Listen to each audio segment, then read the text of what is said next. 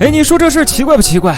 今天的故事发生在 1.18.2 版本中。由于端午节到了，玩家在爸爸的允许下，终于可以玩10分钟 MC 了。他开了一局单人生存，并且对局域网开放。随后，他的2位朋友也纷纷加入了游戏。2位朋友对当前所处的位置非常的疑惑，这是哪儿？末地吗？但是末地怎么成这个样子了？玩家也很懵，这是他新开的世界，他也不知道怎么就成这样。此时，朋友在一旁发现了一位村民。事实是，并不光只有这一位。看向前方的黑曜石柱，那里站着许多村民。好了，话不多说，各位老粉们，赶快长按屏幕中的点赞按钮，给个3连吧！新粉也赶快点关注，成为老粉。咱们故事继续。这些村民为何能来到末地，不是最重要的，重要的是这群村民为什么是老版本的皮肤，还有这里的末影人呢？玩家猜测，这可能是游戏卡 bug 了。这些村民应该就是末影人。2位朋友已经按耐不住了，想尽快回到正常的主世界，于是3人决定在附近寻找出口。随后，玩家在一个黑曜石柱旁发现了一个箱子，打开后里面是很多苹果，但是当玩家把光标放在这些苹果上时，这些苹果的名字却叫做爬行苹果。朋友小杰很震惊，为什么这些苹果叫这个名字？此时玩家隐约在前方看到了末地城的身影。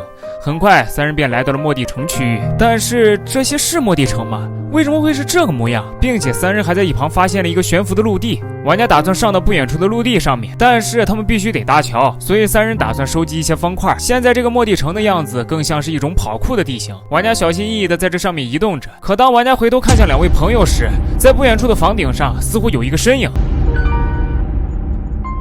并且2位朋友也注意到了。根据朋友们的描述，那个身影像是末影人，但是朋友小杰不是很确定，玩家看的也不太清楚。也就在这时，他们3个人发现眼前这座高塔上方一直在掉落东西，不知道高塔顶部有什么。3人也把要去那块悬浮的陆地这件事抛之脑后了，径直的进入到这座高塔内，准备上到顶部看看上面有什么。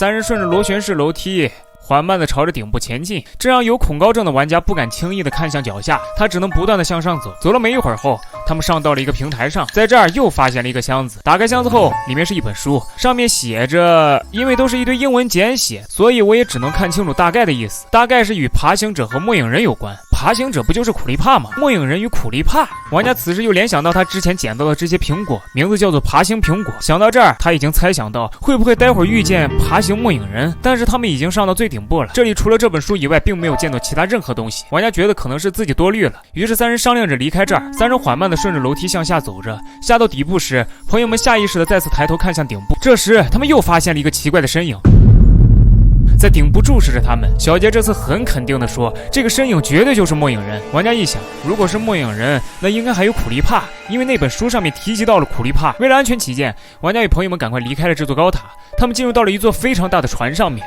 说实话，3人之前在游戏中从来没有见过这么神奇的现象。他们随后又在这艘巨轮上面探索了一番，但都没有发现任何异常。前方高能预警，请各位超牛玩家赶快在弹幕打出我超牛，激活弹幕护体。离开巨轮后，他们又开启了跑酷模式，越过一个个浮空的台阶，在不远处一个诡异的建筑映入玩家眼帘，看样子像是一个大门。2位朋友猜测那会不会是离开这里的出口，但是该怎么过去呢？正当3人不知所措时，一个黑不拉几的生物出现在他们身后。玩家定睛一看，好家伙，你说他是末影人吧，他的外观又像苦力怕，但是他的外貌又是末影人，这不会就是书上写的爬行末影人吧？还没等玩家多看几眼，接着这只爬行末影人便朝前走了几步，随即他开始螺旋自转，只听一声嘣，玩家3人开心的嗝屁了。好了，小伙伴们，本期视频就到这儿。那啥，都看到这儿了，还没有点赞、评论、转发加收藏的，你们懂我意思吧？麻烦这次一定好吗？